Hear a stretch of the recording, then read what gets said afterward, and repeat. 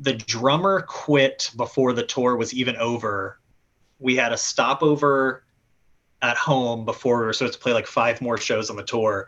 The drummer in the middle of the night got his stuff out of the trailer and left. What the fuck? It That's was crazy. it was just like, you can't be. This is why I'm in bands with 3 people now. You cannot be in a band with 6 people and have it work out. Welcome to the 163rd episode of the Cast That Ends Creation. I'm your host, Chris Deering. This is the show where I interview bands and public figures from the Mathcore adjacent community. If you enjoy this content, please like, subscribe, do all the things social. Every little bit helps. And feel free to join us every Sunday and Wednesday for the live cast where you can interact with the guests in real time or just hang out with us in the chat. You can also subscribe to this channel for just $5 to get access to interviews before they hit YouTube and other streaming platforms. And you can also get some exclusive emotes for the platform. You can also do that for free by attaching your Amazon Prime account to your Twitch account. It's like taking $5 from Jeff Bezos' pocket and putting it into mine.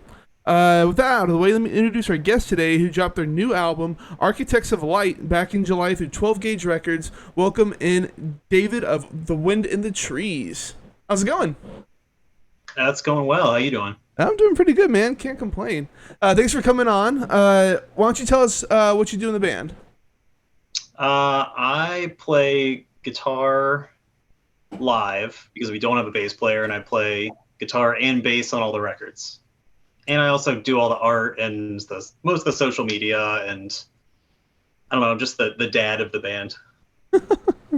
So yeah, you have a pretty interesting setup actually. So you got a vocalist, a drummer, and then you do the guitars live. I'm assuming you have like your signal split up between like a bass amp and a guitar amp, or how do you have your live setup? Yeah, so I run a split rig, and there's a bunch of stuff that goes through a guitar chain, and then there's a bunch of stuff that goes through an octave pedal into a bass chain. And so I basically have 2 full stacks on stage. So it's a lot of cabs and a lot of stuff. Damn, all right, nice and thick too, I bet. The Yeah, sound. it's definitely super loud and super heavy. Okay, man. Got a decent amount of people here in chat. Guy couldn't tell you in chat says I've been dying in light years waiting for this. So stoked. Very nice. Hell yeah. Very nice. As a connoisseur of dad jokes, I will give that one an A+. Yeah, I see Hunter's in the chat. Oh yeah. Hunter's in here. We got Caleb from oh my god, Serling in the chat. Got Ashley. a lot of people. Oh yeah, there he is. Yeah. Yeah, got a good setup here. So your debut album, A Gift of Bricks from the Sky, was in 2019. I assume y'all took a while to write that. So did the band come together like in 2018 or something? No, I think we released, yeah, well, I guess 2018. I think we spent, basically, we spent probably 6 months, maybe a little more than that, writing that record before we brought my friend Brandon in to do vocals. And he's a killer vocalist. He was in 2 bands, When Skies Are Gray and Leveless, which were just like really killer, like screamo hardcore bands in Baltimore. And we brought him in to do vocals, and he is like an incredible vocalist. We gave him the entire record and all at once, and then he had to write all of the vocals to it before we went into record. So I think he spent like 4 months doing that. It was probably like, 18 months into being a band before we released that record. Damn. Alrighty. Well, how did y'all come together? How did y'all find each other? Our original drummer kind of just hit me up out of the blue on Instagram. And I think the message was like, when are we starting a band together? And this was like somebody I didn't know at all, but all the bands I had been in before had like broken up at that point. So I was like, fuck it, I'll do this. And I went to meet him, and we wrote the first real song on A Gift of Bricks, Sleepwalking into a Burning House, that night. Damn, just Yeah. all in one night. Yeah, well, I mean, it was like not the final form, but basically everything that's in that song was written that night.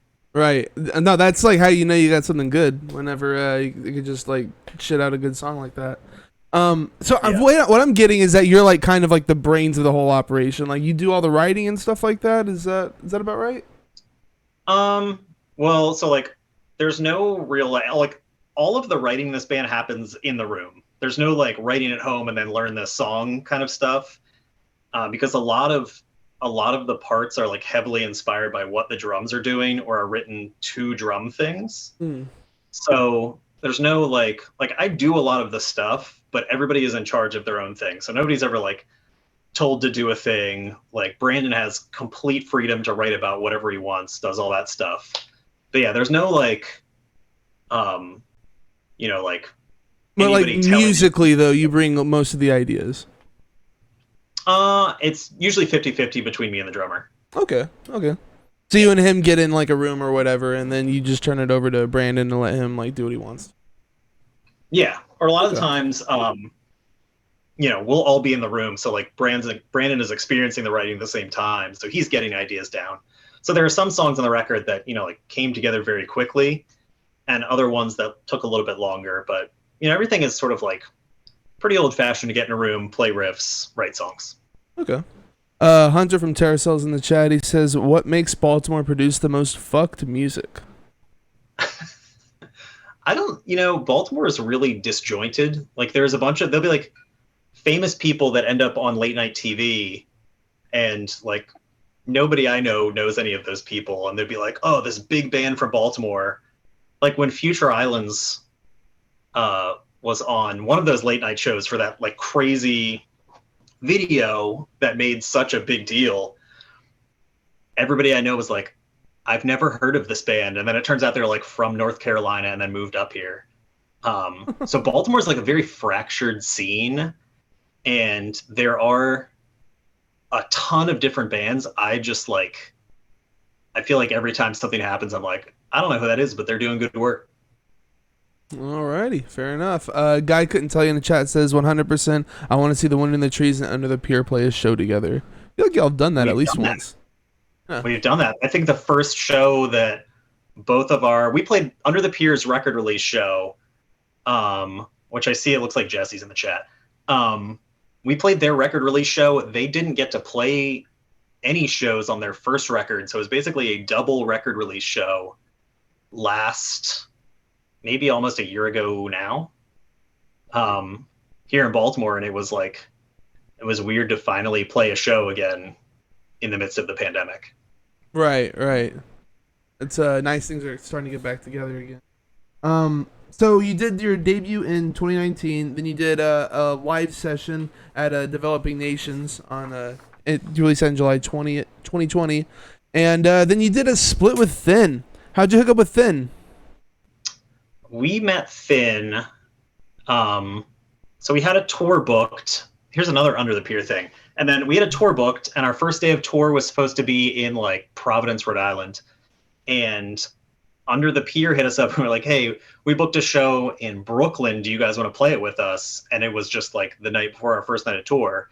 So we're like, "Sure, we'll add that night of tour." And Finn was one of the locals. We played it at the Nest, I think. And we met them for the first night, and then they were very sick. They were playing.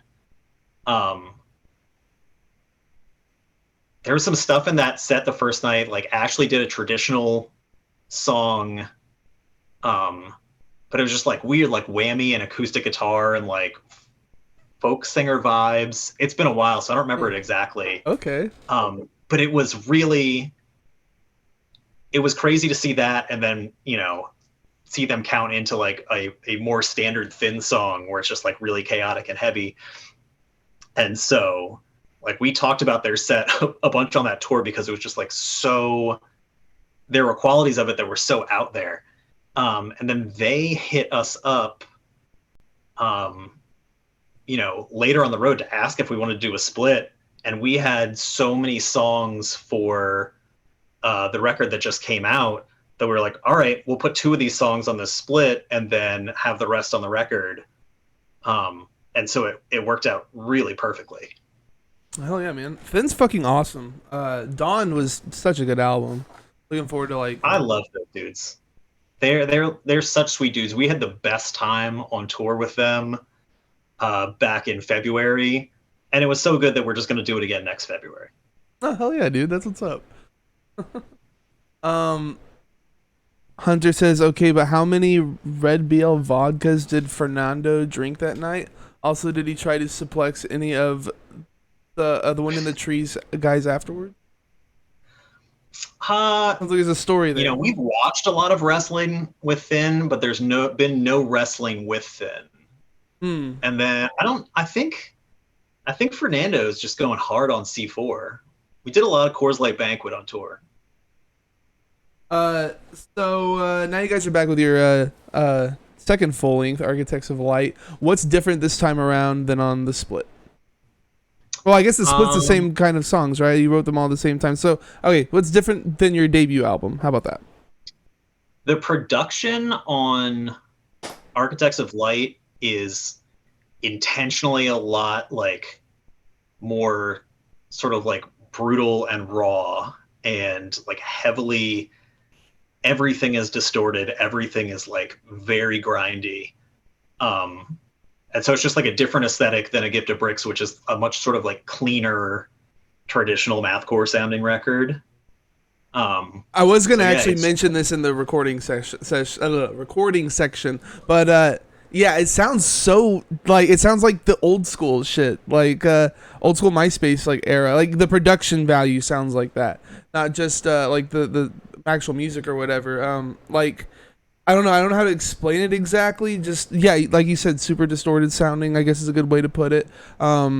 Yeah, and I find it odd how the vocals are like pushed back, but I really kind of like how they're pushed back. You know what I mean? Like, it's kind of hard to even follow along with the vocals as the record's going along because they're so like quiet. But like, it sounds good. Also, I don't know how to explain it. But yeah, overall has like a real like old school sounding to it, or old school, old like MySpace era sound to it. That's funny that you say that because like we're like very much not like I know MySpace revival is a big thing now, but like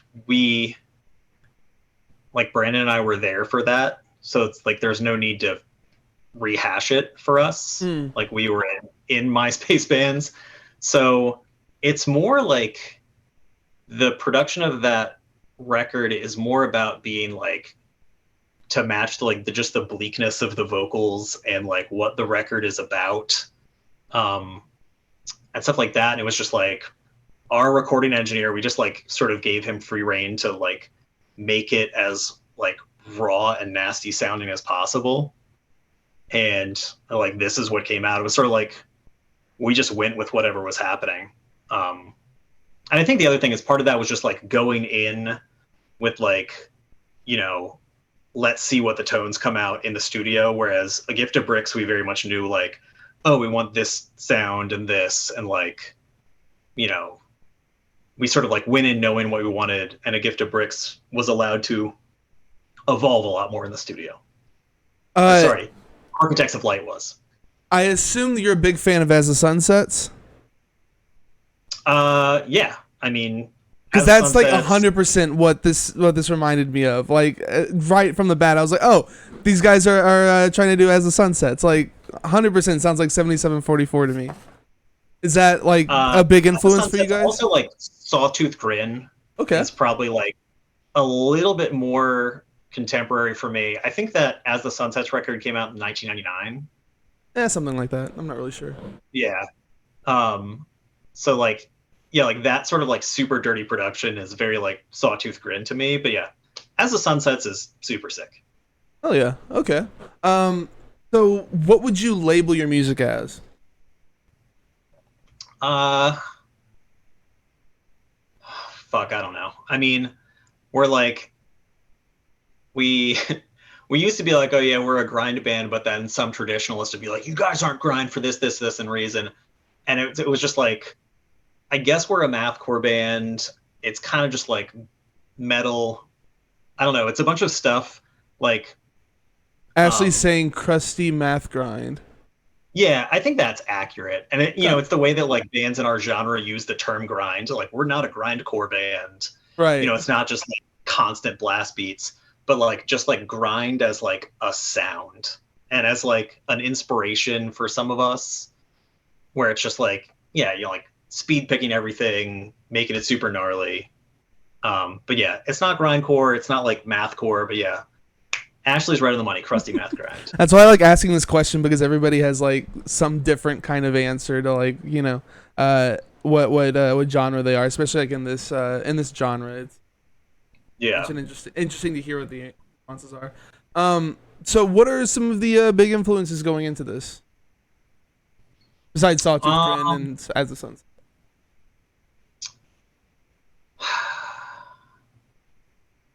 I don't know. I wouldn't say that there's like expressly like musical influences on this record. Um, I don't know, but there's also just like a huge foundation of stuff. Like, I was a huge Dillinger fan, huge Daughters fan. Um, I also do a lot of like Russian circles, so there's some of that just like heavy, like rolling rhythmic stuff. I mean, there's like a little bit of like modern metal kind of stuff going um, on this record, but I feel like it's just like everything was like what came out in the moment rather than being like, oh, let's make a this or this song. I will say there is some like Loma Prieta vibes on some of those tracks of just like how the guitar parts are played, where it's just like really thrashing it out. Who is it? Loma Prieta? Yeah, Loma Prieta is a screamo band from California. Oh, never heard of them before. It sounds like this is a sick fucking name. Yeah, Loma. How do you spell Loma Prieta?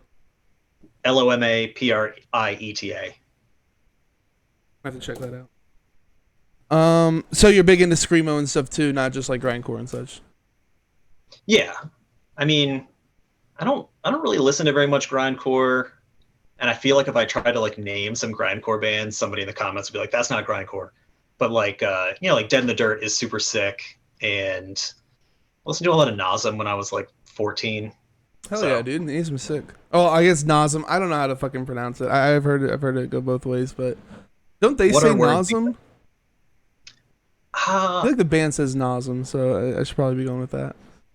well, they're European, so who knows? I thought it was Nasum when I was a kid, but I think it might actually be Nasum. Who knows? Yeah, language, man. It's fucking weird.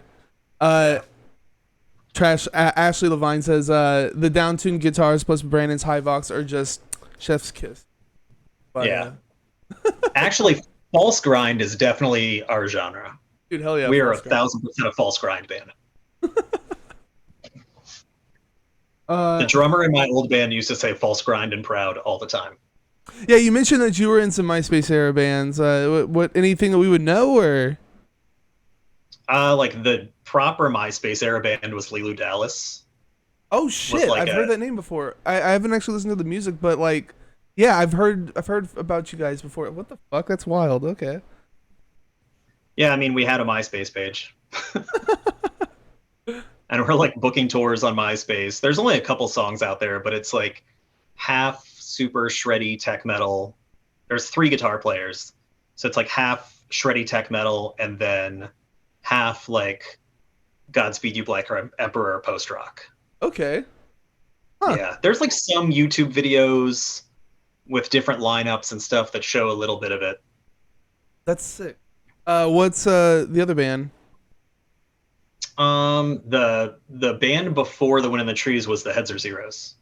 Oh shit, dude, that fucking it was an EP, right? With like the cover where it was kind of like mirrored looking or whatever, right? Uh, That's the full length that came out after we broke up. dude, that shit was so fucking good, man. Holy crap. Dude, that's nuts that you were in the holy shit, I didn't know that. That's fucking tight. Why did y'all end up breaking up? If you don't mind me asking. If it's a personal thing, we can just move on, but I don't know. That band, there was like a lot of just like interpersonal conflict in gotcha. that band, and we had been doing stuff for a long time, and like um it all came to a head one night, and like I was drunk, I said some stuff I shouldn't have said. Mm, Um and then that was that. gotcha. All came to a head and it turns out that head was a zero, so but There you go. so you said you could talk a little bit about the lyrics. I won't press you too much about it. I just think that they're really interesting. They seem to be all about like what is that term? I guess it's like eldritch horror or whatever stuff that like I would assume would be inspired Yeah. by H.P. Lovecraft. Stuff like about God coming back and just fucking everybody's day up is what it kind of feels like is going on. Anything you I wanted to mean, I like think it's add? so it's basically about like the record. Like now that I think about it, and I think Brandon would agree with this, is a like a concept album about the end of humanity and you know humans being sucked out into the void and the end of the universe and all these things. So it's I wouldn't say it's like Lovecraftian or in any way like God coming back. It's more just like the the bleakness of the universe and the end of the universe. Um, and yeah, the void. Oh, it's really good. They're really fucking dark lyrics. I enjoy that type of stuff. It reads like a book. Like it's some good stuff. It's not like way too heavy in metaphors, and it's like you know, I feel like these are really good lyrics. Oh Good yeah. I stuff. mean, I love Brandon's lyrics. He's like an incredible writer, incredible vocalist, and like, you know, he'll he'll come up with an idea and then just like really run with it. And we're both total nerds about like space stuff and like the new Webb telescope and all that kind of stuff. So like, everything on this record is like all the album art is NASA images and stuff like that. Some of the record colorways are about NASA stuff. It's a Interesting. whole thing. Okay. Huh. And that's just unique to this album, or was that part of like the last one too? The last album is like A Gift of Bricks is a lot more sort of like all over the places. The songs are about Gotcha. different things. I mean, it's sort of like a little bit more like horror-y themed. Yeah. And Okay. then, yeah, the Architects of Light is way more just like everything. It's all about one thing. Right. So is this a concept you want to like go forward with, or is it just like just for this album? Or have you not even figured that Uh, I out think yet? I think our next album is going to be about trucking. Fuck yeah, dude.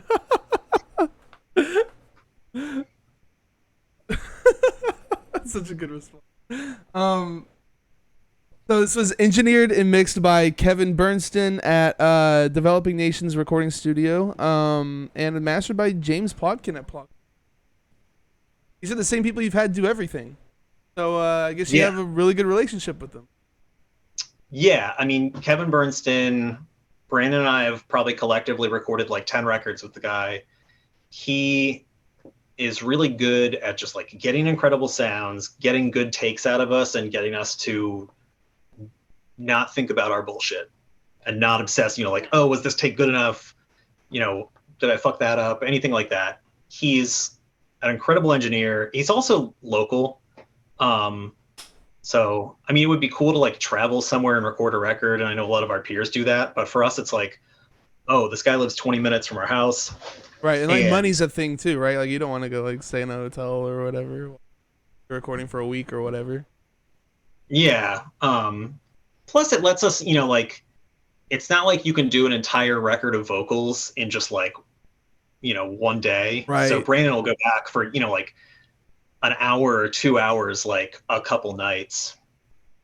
Um, and get it done. Whereas like I know people that have like really had to rush their records because they only had, like a couple days in another city to do it. Yeah. But I guess these are the guys you're gonna be using for your foreseeable future too, huh? Yeah.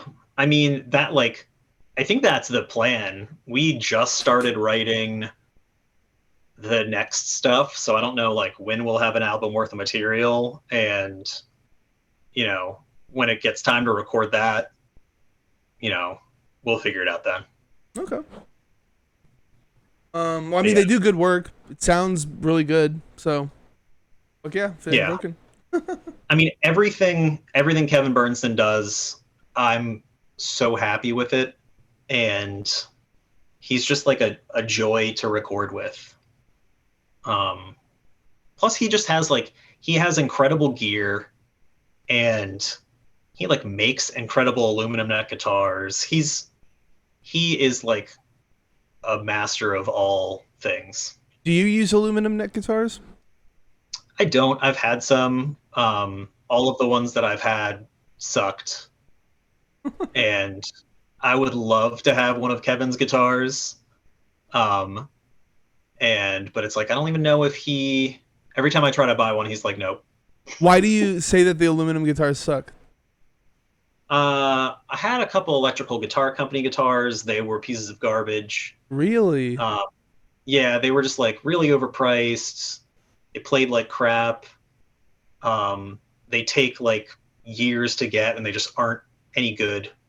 Huh. And The Guitars for Geistafar uses one, and I was messing with it whenever I was out on tour with those guys, and I don't know, it seemed pretty solid. He was like super hyped about it, so it's they're interesting hearing everybody that he that didn't like owns them. one is super hyped about them. I know people that play them exclusively and really really love them. Like my friend Ted from Orphaned in Cleveland has a bunch of them and he loves them. And for what I do, those guitars are not capable of playing well enough or doing what I need them to do. Hmm. So Okay. like if you're will like if you're willing to like deal with a guitar that fights you, which sometimes I'm into that, great. But if you need something to like play well and sound good, I've not had very good luck with them. Really? Yeah. Plus, like, it's really hard to like pay $3,500 for something and then really beat it up on tour. That expensive? Holy shit! thirty-five hundred Yeah. dollars. My God. Yeah, I'm out too, man. That's Yeah. sorry, John. I mean, most of the people you see that are playing them are just playing like one of the necks that bolt onto another body. And so like those are a lot more affordable, but the actual like all aluminum guitars are really expensive. Oh, I think that's what the dude had. Was just like a neck bolted onto the car or whatever. Not a full thing. A That's full what a thing ton of would be people have. And there's so heavy. Holy crap! Like there's a a full bunch of aluminum one. people um that make the bolt-on necks that do, much better work. So like, like Robot Graves is one that does like a lot of custom stuff. He's up in New Hampshire, I think. And then like Illuminati are really good too. But I Yeah. don't know. I just play wood guitars. Uh, so you did all the artwork. Well, the artwork Yeah. for the album. We got it up on screen now. You were mentioning it's like NASA images. Yeah, so NASA has a really big library of just royalty-free images and stuff that you can use for whatever you want. So like the main black and white background image is I think a radar image of Venus. And then there's like some nebula, there's like an image of the sun, and there's an image of Mercury. On the back cover of the record, there's I forget the source of the images, but it's basically, like the rainbow spectrum between the front and the back. And Okay. then yeah, because those are all the colors that are in white light. So I think it looks really cool. I'm just interested in the inspiration behind like the stripes being the way that they are, like in the positions that they are and stuff like that. Why you have like a black and white image for the like background photo and stuff. Um, so yeah, how did you like get inspired to do it the way that you did? If that makes sense. I really just started messing around. Like we had the concept for the album. We knew what the album title was going to be. Um, we knew what all the lyrics were about, so I knew it had to be uh, like space stuff. And so I just went looking for, what was available that I could use to sort of like basically make a collage. But it's basically just supposed to be really, like bleak looking, but also everything we had done as a band prior to this record, everything we posted, all of our merch, our records, everything was black and white. And so Okay. when we were putting this record out, we are talking about, like architects of light. And so like light is made up of many colors. So it's like, then we were going to like bring color into the band and make like that part of our aesthetic now. So it's like if you scroll back to before this record was out, like on our Instagram, everything is black and white. The like the Mathcore Index set on YouTube is black and white. Yeah. Now I'm thinking about it. Yeah, everything is. Yeah. A Gift of Bricks is black and white. It's on black vinyl. Like that was just like there was a simplicity to it. And so the art for Architects of Light was just sort of like kind of like what came to me. Just messing around with stuff and trying to incorporate like the idea of the record into the art. Interesting. Another question I had, you guys got a shirt design that's like old War of the Worlds, like illustration, I guess. Yeah. So why did you take like a real life photo or whatever for the cover and not like some kind of like, I don't know, War of the Worlds-esque thing? You know what I'm saying, for the cover? Because the music's about like, killing humans, stuff like that, and the end of the universe and such, and you have just like a picture from NASA as like the cover. You know what I'm saying? Yeah, I mean, I feel you. One of the things is that I'm not an illustrator, so, and I wanted the album art to be something that like I had made. Okay. And so the pre-order shirt like is an image from the original first pressing of War of the Worlds, and so it was like we thought that would, you could get away with that for a shirt, but not an album cover. I got you. That makes a lot of sense. Yeah, it's just like, so it's like I don't do illustration, so like the art that we have and the stuff that I do for our merch is limited more to sort of like graphic design stuff rather than drawing. But yeah, it's like I kind of thought people would like that shirt because it is a little bit more like on the nose, like you say, for like what the record's about. But yeah, I don't know. I think I'm just like a little snooty, and I like the stuff that's like more graphic designy. No, this looks really good, and it fits the album really well. It's just I saw that shirt and I'm like, dude, that would have been like a cool like cover or whatever. But yeah, you definitely couldn't get away with that.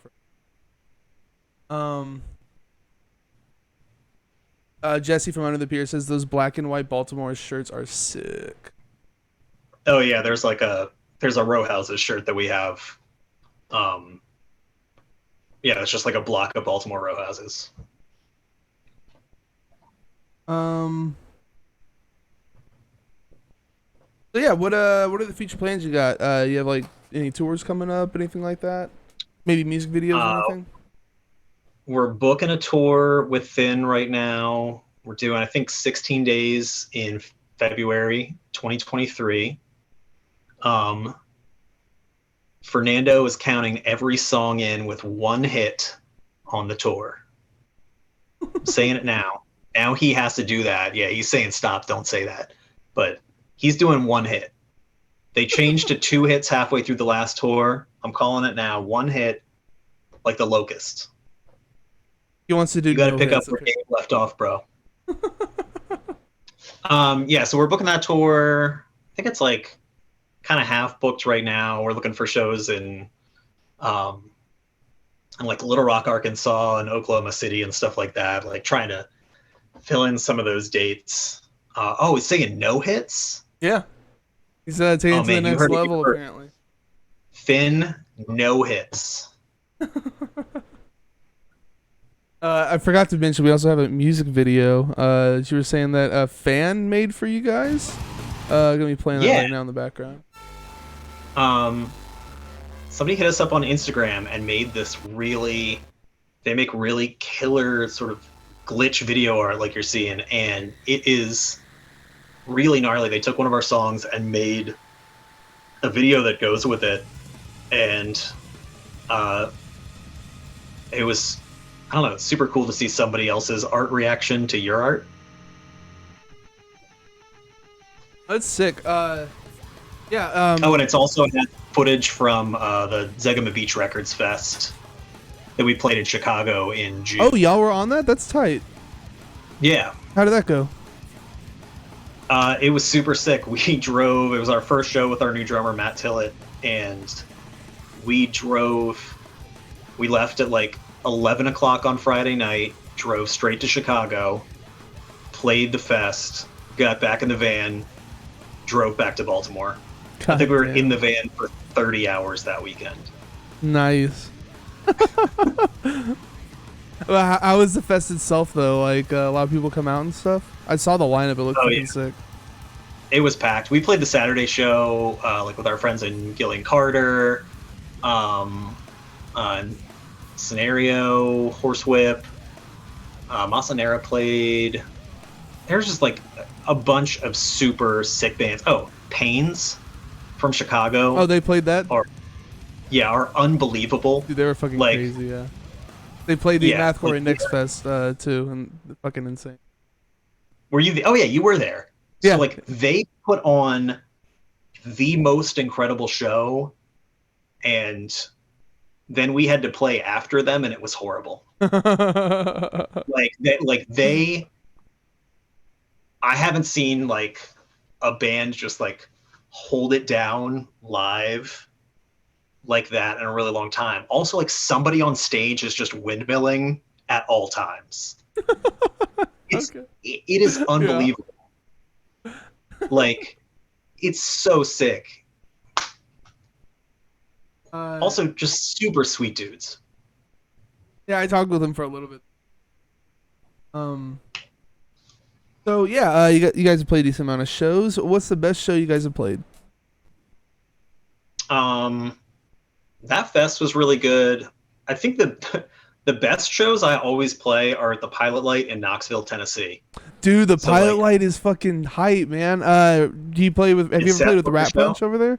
Dude, fuck yeah, Yeah, Seth from Rat Punch. Fuck yeah, yeah. dude, love Rat those Punch is guys. sick. Seth is sick. Just best dude. And yeah, we played. I think that was the best show of the February tour. We played on the floor at that show, and Really? Because they have a it was, nice stage. So they setting up have a on the nice floor. stage.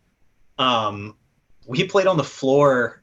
We had to do that tour with backing tracks, and so we were like feeling too self-conscious to play on a stage, and Okay. so it was just me playing guitar bass stuff. We had backing track drum tracks through the PA, and which I know you're familiar with, Yeah, yeah. and vocals, and people were just going. That's the only place I've ever played where people just open up a pit for no reason. And but I remember we don't have very many breaks in the set, and the one pause in the middle of the set, somebody was screaming to their friend in the back of the room, "It's only two people!" And and that was like the best memory of that tour is like, all right, we're doing something, all right. Dude, that's fucking sick. Yeah, that's one of my favorite places to play. And I've been there through there twice now. Uh, yeah, that's fucking sick. Yeah. Said that place. I was like, this is crazy. Randomly, that's the one. What's the worst show you played? I've played some really, really bad shows in my life. Um, do you mean as the wind in the trees or just me? More as the wind in the trees, but if you have a really cool one that's outside of that. All of the wind in the trees shows for the most part have been good. I will say, um, we had a bad show in Chicago on tour, and it was bad for a lot of reasons. But yeah, we like got there and there was nobody at the show, and like the local was a high school band from like an hour away. Uh oh. Um, so yeah, just like nobody came. Um, and we made the most of it. Uh, Finn had a great time that night because um, their bass player accidentally got hella drunk and couldn't play the show. And so it was just Ashley and Fernando. And they, like, it looked like they were having so much fun on stage because nothing about that show mattered. Um, I love Drew, though. That was just like such a hilarious night. And then we went to like a grilled cheese restaurant. Dude, fuck yeah, man. Grilled cheese is dope. Yeah, I think it was called Cheesies. What you have a good story that's besides one in the trees? Um, yeah, I'm trying to think. Like, so back in like the MySpace days, um, Lilu did like a full U.S. tour, I graduated from college, quit my job, and we left on like a 36-day tour. And we played. We had a show booked in like Dallas, and it was at turned out to be in like an enormous warehouse where they would hold raves that had like an 8-foot stage. That was also a show that was not promoted. There were like Nice. 4 touring bands on the show. Nobody came. All the bands had guarantees. So the person that owned the venue made us all get up, sound check, play the show, and then for like, our $100 guarantee, God damn, um, that's crazy. which honestly, like, we don't normally get guarantees nowadays, so $100 guarantee is cool. But No, that's um, fucking sick. That's crazy that he did that without like promoting or whatever. yeah, and then there was like no place to crash, so I think we slept. He was like, "You can stay in this storage unit." So we slept on like a concrete floor in a storage unit. Nice. This is a long time. This was like 2007. So this was like, pre like real social media the way we experience it nowadays. So it's like there was no sort of like, even if a show was going to be bad, like there was no like talking to people from a smartphone in the van. Right. It was like pulling over to a rest stop and people pulling out laptops and trying to get Wi-Fi to try and like rebook a show from like 2 weeks later that had been dropped. Hmm. And so just like we had a string of really bad shows. That tour, we also did that whole tour with Straight from the Path right before they signed to what's that label? I don't know, the huge gent label. But and so it was cool to make good friends with those dudes, but that was a bad tour. Dude, that's fucking crazy, man. I need to get you on here for like a full Lilu Dallas episode. Honestly, like that's really not my place because I joined that band basically right before it broke up. I joined it before this full Okay. US tour. We broke up. So you're the reason that it broke up then? What you're telling Yeah, me. pretty much. No, the drummer, the drummer quit before the tour was even over. We had a stopover at home before we were supposed to play like 5 more shows on the tour. The drummer in the middle of the night got his stuff out of the trailer and left. What the fuck? It was just like, you can't be. This is why I'm in bands with 3 people now. You cannot be in a band with 6 people and have it work out. Dow Boys is Like, figuring it out somehow. yeah, I mean, if you get like famous, if Yeah. there's like, Okay. Yeah. not enough money that anybody's like really getting paid, but that like nobody's going into debt, Right. like that's fine. Right. But Right. like Okay. Okay. I see what you're when saying. you just have like a bad tour and everybody hates each other, and also like everybody's 20 years old. Right. Like I think it's very different when you're like kids. True. But yeah, I mean the people to talk to about that would be like Matt Tracy, who's the drummer of the band Roman Lions out of San Jose, was like a founding member of that band and probably has way more stories and is the right person to tell them. Yeah. Dude, that's crazy. Drummer just grabs all his shit and just leaves. Yeah, and that. I mean, there are a lot of stories from that tour, but like that guy was like really wild. Yeah. Like sort of like crystallized the need. It's like if you're gonna have people in your band, they need to be able to hang and not like just be good at their instrument. Right. Right. Not like Chris Harp says everybody wants to tour, but nobody wants to tour. You know what I mean? So like they're excited to get out there, but once they get out there, they realize it's not for them or whatever. Yeah, Yeah. that's totally the fucking case. Like, absolutely. Yeah. Also, Chris Arp is like the common denominator in a band that has had like a dozen people through it. So Right. Right. I've heard stories about him as well. Yeah. So on your Bandcamp, you have vinyl for a gift from Bricks from the Sky, and at 12gagehc.com, there's vinyl for Architects of Light. You're Split Within, and you have some sick shirts. Like it. Oh, here we go. We got some merch here. We got it. We're vinyl rich. Hell yeah, man! And you said that a gift of Bricks from the Sky is all black vinyl, or Yeah, this is all black vinyl. We've been waiting. So we should have gotten this record before the tour. We booked the tour with Finn to promote the split, and then we didn't get the split until after the tour. So, and we've been waiting for the Architects of Light vinyl for like 13 or 14 months now. Jesus But Christ. we ordered this record with the money we made in February on tour through Solid Merch, through their Express Vinyl thing. We got this record in 29 days. Yeah, they're I don't know how the fuck they do it. I guess it's because it's just like limited colors or whatever, but they turn really fast from what I understand. They have basically access to the extra pressing capacity of pressing plants, a number of pressing plants. The big thing is that it's no test press. Yeah. So when they have time to run your 100 copies, they cut a lacquer, make plates, run your press, and send it out. Right. So there's none of that time of like storing plates, waiting to hear back about the test press, then getting that into production when they're doing black vinyl. They probably just crank them out. And I had James Plotkin Masters pressed on vinyl before, so I knew that his work was solid. I was fine getting black vinyl, just because of like what we were doing aesthetically. So that fits really well for you, yeah. Yeah. Yeah, the only other option they have is EcoMix, which is like I don't really Random want like colors. baby poop records, which is what EcoMix always looks like.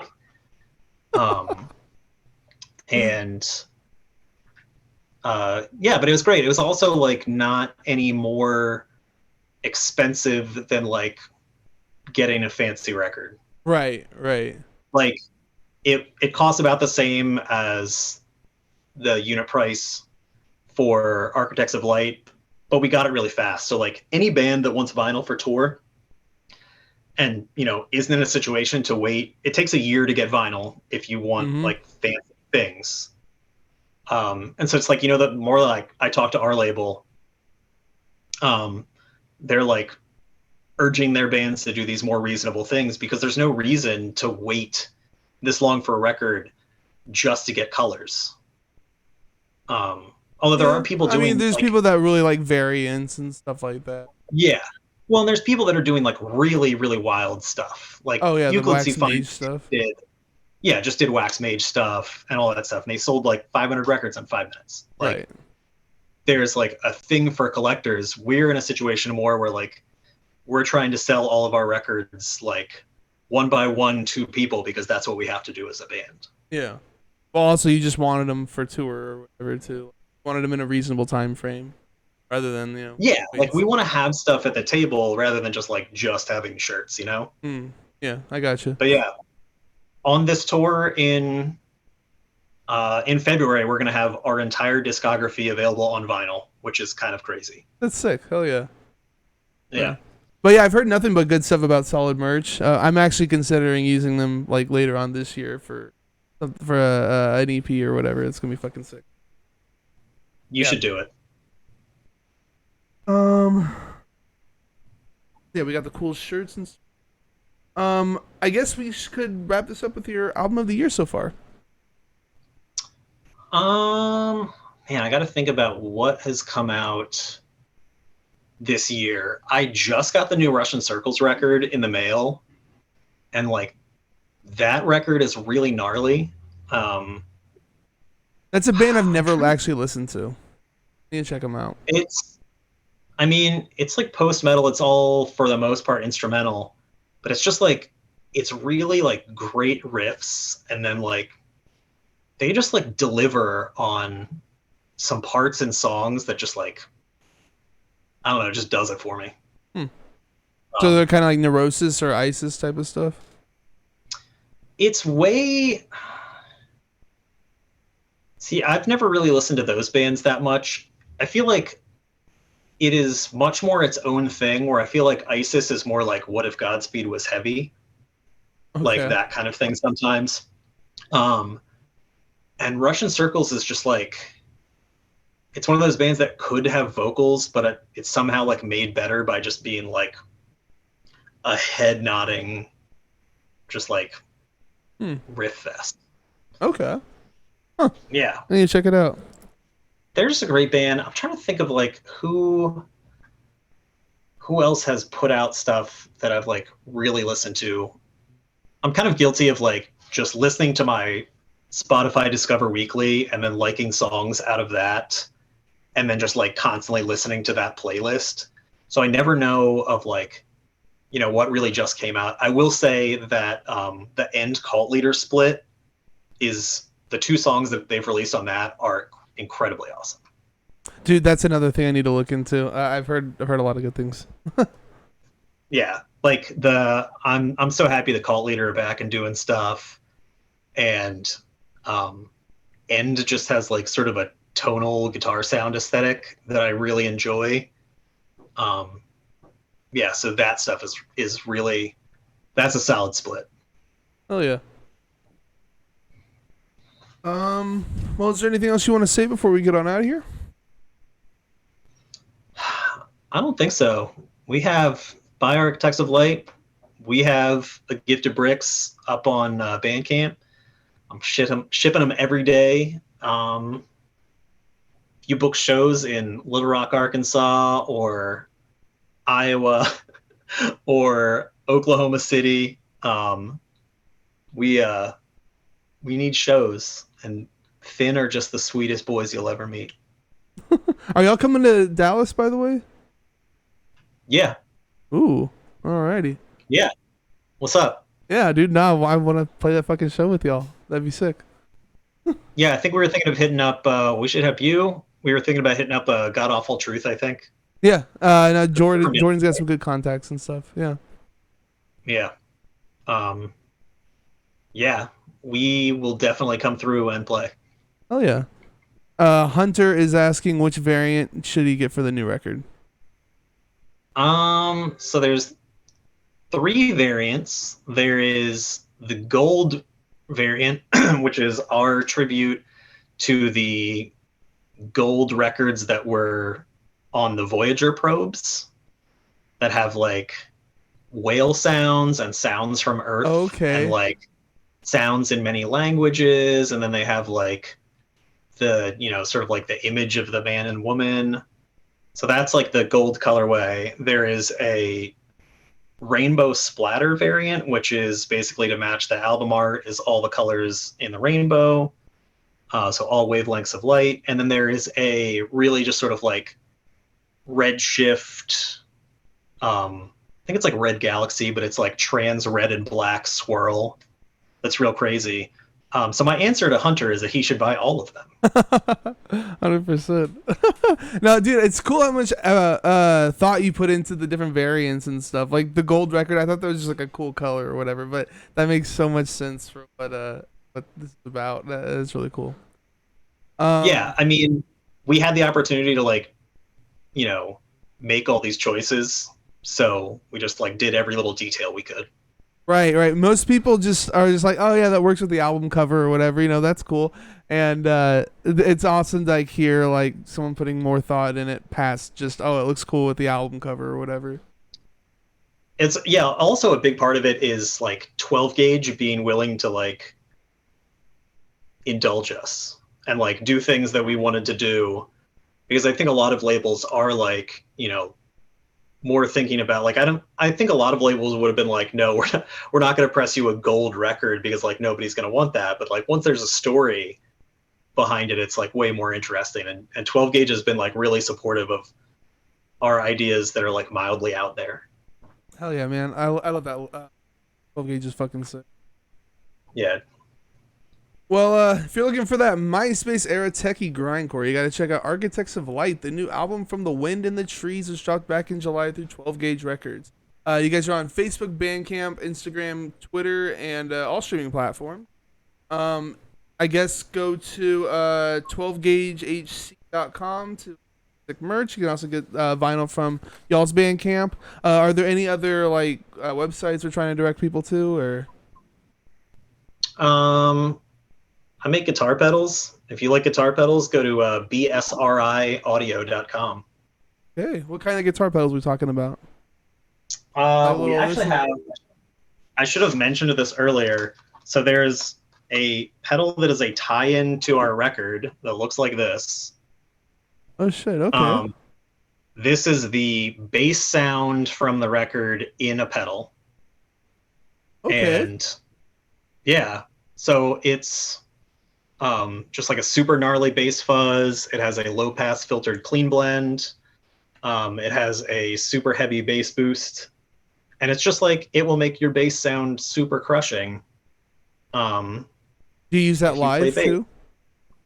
I use a prototype version of this live. This is like the pretty version that I made once we were done. Okay. That's fucking Hell cool that you. How many of those have you made? Probably like 20. Okay. It's funny, like I took one over to Kevin at Developing Nations after I'd done the first batch, and there was a band recording there at the time. And after I got home, he was like, yeah, they just use that pedal and bass. Nice. That's fucking sick, man. And so like, yeah, I don't know. It's what I do in my aside from work, and it keeps me busy. What other kind of pedals have you made? Like a bunch of different kinds of effects and stuff like that, or are you mainly just like, distortion kind of thing? Do a lot of distortions. I do a lot of stuff that's like heavily, like tweaked to give people more flexibility. Working on some modulation stuff right now.